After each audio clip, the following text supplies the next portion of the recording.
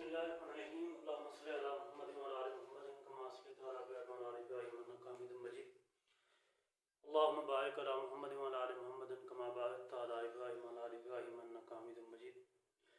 सुब्हानल्लाहि व बिहम्दिही सुब्हानल्लाहिल अज़ीम सुब्हानल्लाहि व बिहम्दिही सुब्हानल्लाहिल अज़ीम सुब्हानल्लाहि व बिहम्दिही सुब्हानल्लाहिल अज़ीम सल्लल्लाहु तआला अला मुहम्मद सल्लल्लाहु अलैहि वसल्लम सल्लल्लाहु तआला अलैहि वसल्लम। आज का हमारा टॉपिक है इंटरमॉलिक्यूलर फोर्सेस ऑफ अट्रैक्शन। नाम से वाज़ेह है, इंटरमॉलिक्यूलर, इंटर का मतलब होता है के दरमियान, इंटर के दरमियान, किसके दरमियान, के दरमियान। मॉलिक्यूलर मीन मॉलिक्यूल्स के दरमियान। क्या मतलब? मॉलिक्यूल्स के दरमियान क्या है? फोर्सेस। फोर्सेस क्या होती हैं? कुव्वतें, अट्रैक्शन, कशिश की कुव्वतें। मॉलिक्यूल्स के दरमियान कशिश की कुव्वतें जो मॉलिक्यूल्स को आपस में कनेक्ट रखती हैं, जोड़े रखती हैं, उनको हम कहते हैं इंटरमॉलिक्यूलर फोर्सेस। इसके अपोजिट एक टर्म होती है, उसको हम कहते हैं इंट्रामॉलिक्यूलर फोर्सेस। क्या कहते हैं? Intramolecular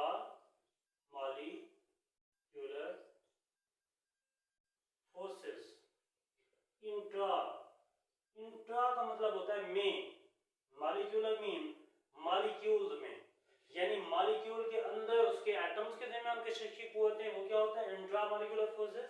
and between the molecule, molecule के दरमियान जो कशिश की कुव्वतें होती हैं, these are called intermolecular forces. What is the difference between these two? Which one is the higher strength? अगर हम इस बात को एक्सप्लेन करने की तरफ आए तो सिंपल सी एग्जांपल है, आपका आपके दोस्त के साथ जो रिलेशन है, this is known as intermolecular forces. one molecule and another molecule which has attraction with each other, this is known as intermolecular forces. Intramolecular forces क्या है? आपका आपके बॉडी पार्ट्स के साथ, फिंगर, हेड, आईज, हेयर, आपके body part के साथ जो आपका रिलेशन है, this is known as intramolecular forces. एक ही मॉलिक्यूल के एटम्स का आपस में जो ताल्लुक है वो क्या है? इंट्रामॉलिक्यूलर। और एक ही मॉलिक्यूल्स के अंदर डिफरेंट मॉलिक्यूल्स का, एक मॉलिक्यूल का एंड सेकंड मॉलिक्यूल का जो आपस में रिलेशन है, this is known as intermolecular forces. Intermolecular forces weaker होती हैं as compare to intramolecular forces. मिसाल के तौर पर आपकी अपनी अट्रैक्शन अपनी उंगली की तरफ जितनी है उतनी अपने दोस्त की तरफ नहीं है। आपको तकलीफ हो, आपकी उंगली को तकलीफ हो, आपको जितनी तकलीफ होगी आपके दोस्त को उतनी नहीं होगी। वाई? बिकॉज के दोस्त के साथ आपका जो रिलेशन है वो क्या है? Intermolecular forces. अपने आप के साथ, अपने बॉडी पार्ट्स के साथ जो आपका रिलेशन है वो क्या है? Intramolecular forces. This is the difference between their strength. और इंटरमॉलिक्यूलर फोर्सेस जो है ये मॉलिक्यूल्स के दरमियान होती हैं और ये वेरी वीक होती हैं as compare to bonding forces. मिसाल के तौर पर आयनिक बॉन्ड है, कोवलेंट बॉन्ड है, कोऑर्डिनेट कोवलेंट बॉन्ड है, उनकी निस्बत ये क्या होती हैं? वीक होती हैं। डिफरेंट स्टेट्स ऑफ मैटर को अगर हम देखें, गैसेस, लिक्विड और सॉलिड में हम ऑब्जर्व करते हैं कि इंटरमॉलिक्यूलर फोर्सेस की स्ट्रेंथ क्या है, तो हम कहते हैं कि जो गैसेस होती हैं उनमें सबसे वीकर इंटरमॉलिक्यूलर फोर्सेस होती हैं, इसलिए वो आसानी से एवापोरेट कर जाती हैं। इसलिए जैसे ही गैसेस को ओपन किया जाता है या गैस सिलेंडर को आप ओपन करें, वो एवापोरेट कर जाता है, निकल जाता है, नजर नहीं आता। तो क्यों? बिकॉज उसमें इंटरमॉलिक्यूलर फोर्सेस क्या होती हैं? सबसे वीकर होती हैं। और जो सॉलिड पार्टिकल्स होते हैं उनमें इंटरमॉलिक्यूलर फोर्सेस क्या होती हैं? बहुत ज्यादा स्ट्रॉन्गर होती हैं as compare to gases, but these forces are very weaker as compared to bonding forces between the atoms like ionic bond, covalent bond and coordinate covalent bond. उनकी निस्बत ये forces क्या होती हैं? वीक होती हैं। और कुछ इंटरमॉलिक्यूलर फोर्सेस वीकर होती हैं, कुछ स्ट्रॉन्गर होती हैं। जैसे इसकी डिफरेंट टाइप्स हैं अपना इंटरमॉलिक्यूलर फोर्स की। डाइपोल डाइपोल फोर्सेस हैं, डाइपोल रिड्यूस्ड डाइपोल फोर्सेस हैं, हाइड्रोजन बॉन्डिंग है, उसके अलावा लंडन डिस्पर्शन फोर्सेस हैं। डिफरेंट टाइप्स में कुछ स्ट्रॉन्गर हैं, कुछ वीकर हैं। और ये जो फोर्सेस होती हैं इंटरमॉलिक्यूलर फोर्सेस, ये इनकी फिजिकल प्रॉपर्टीज को क्या करती हैं? उनके ऊपर असरअंदाज होती हैं, अफेक्ट करती हैं। मिसाल के तौर पर physical properties of the molecules relates करती हैं with the intermolecular forces among the molecule. मिसाल के तौर पर आपके सामने जो है एक कोई भी चीज है जो कि मिसाल के तौर पर हम आइस की बात करते हैं। फ्रिज वाली बर्फ के दो कटोरे आपने उठा के बाहर रखे, एक आपने रखा जो है वो जिसमें आधी बर्फ बनी हुई थी, आधा पानी था। दूसरा आपने रखा उसमें आधा मुकम्मल तौर पर आइस बन चुका था। अब आपने दोनों को उठा के बाहर रखा, उन दोनों में मुकम्मल तौर पे पानी कौन सा जल्दी बन जाएगा? अगर हम ऑब्जर्व करें, हम देखें उसको, तो पता चलेगा कि जिसमें आधा पानी था, आधी आइस थी, वो जल्दी पिघल जाएगा और पानी बन जाएगा। व्हाई? बिकॉज उसमें इंटरमॉलिक्यूलर फोर्सेस ऑलरेडी वीक है, इसलिए उसका मेल्ट होने का जो प्रोसेस है वो क्या है, बहुत ज्यादा फास्ट हो जाएगा, तो उसका मेल्टिंग पॉइंट क्या होगा, कम होगा। जिसमें इंटरमॉलिक्यूलर फोर्सेस जितनी ज्यादा स्ट्रांग होंगी, उसका मेल्टिंग पॉइंट उतना ज्यादा होगा। जितने इंटरमॉलिक्यूलर फोर्सेस कमजोर होंगी, उनका मेल्टिंग पॉइंट, बॉइलिंग पॉइंट उतना क्या होगा, कम होगा। बिल्कुल इसी तरह लिक्विड जो होते हैं उनका बॉइलिंग पॉइंट ज्यादा होता है, किससे, गैसेस की निस्बत। और उनका बॉइलिंग पॉइंट ज्यादा होने की वजह क्या है, क्योंकि उनमें स्ट्रांग इंटरमॉलिक्यूलर फोर्सेस मौजूद होती हैं, इसलिए उनका बॉइलिंग पॉइंट ज्यादा होता है। जबकि हम जब सॉलिड की बात करते हैं, हम कहते हैं they have high melting point, उनका मेल्टिंग पॉइंट ज्यादा है, बॉइलिंग पॉइंट की बात नहीं करते। क्यों?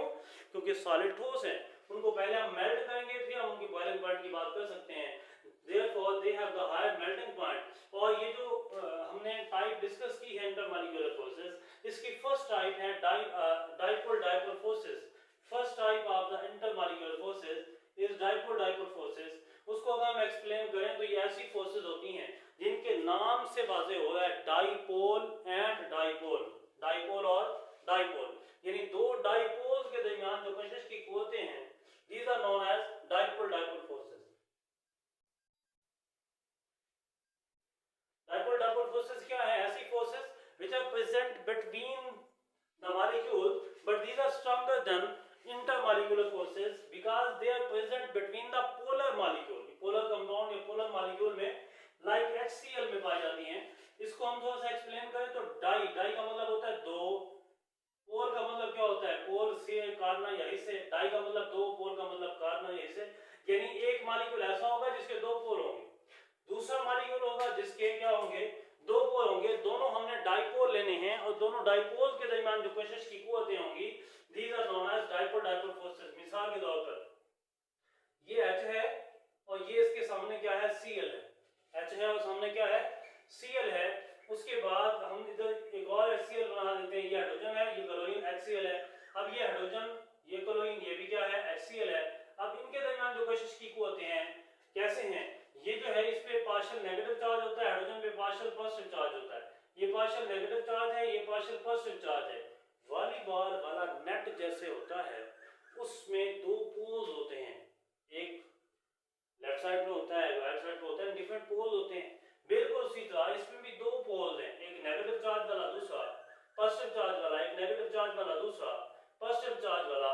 एक डाइपोल का पॉजिटिव पार्ट दूसरे डाइपोल के नेगेटिव पार्ट को जब अट्रैक्ट करता है, जब क्या करता है, अट्रैक्ट करता है, तो उनके दरमियान बॉन्डिंग डेवलप होती है। इनके दरमियान डेवलप होने वाली बॉन्डिंग जो है, ये इसको हम डॉटेड बॉन्ड में शो करते हैं। These are known as intermolecular forces। In forces को हम क्या कहते हैं, इंटरमॉलिक्यूलर फोर्सेस भी हैं, और इनका स्पेशल टाइप ऑफ नेम क्या है, डाइपोल डाइपोल फोर्सेस। एक ये डाइपोल है, दूसरा ये डाइपोल है। दोनों डाइपोल्स के दरमियान जो कशिश की कुव्वतें हैं, these are known as dipole dipole forces होगी। HCl जो है इसमें डिफरेंट फोर्सेस ऑफ अट्रैक्शन है। मिसाल के तौर पे हाइड्रोजन और क्लोरीन, इन दोनों में इलेक्ट्रॉन्स के लिए अट्रैक्शन डिफरेंट है। Chlorine is the electronegative element and hydrogen is the electropositive element. Therefore, chlorine has greater ability to attract the shared pair of electron with hydrogen toward itself। Chlorine की ये सलाहियत ज्यादा होती है कि वो शेयर्ड इलेक्ट्रॉन पेयर को ज्यादा स्ट्रेंथ के साथ अपनी तरफ खींच सकता है। इससे हम कहते हैं क्लोरीन क्या है, ज्यादा इलेक्ट्रोनेगेटिव है as compare to hydrogen. Chlorine ज्यादा इलेक्ट्रोनेगेटिव होने की वजह से ज्यादा स्ट्रांगली इलेक्ट्रॉन को अट्रैक्ट करेगा। और कंपाउंड जिनके अंदर इस किस्म की फोर्सेस पाई जाती हैं, mostly they have higher melting and boiling point। Why?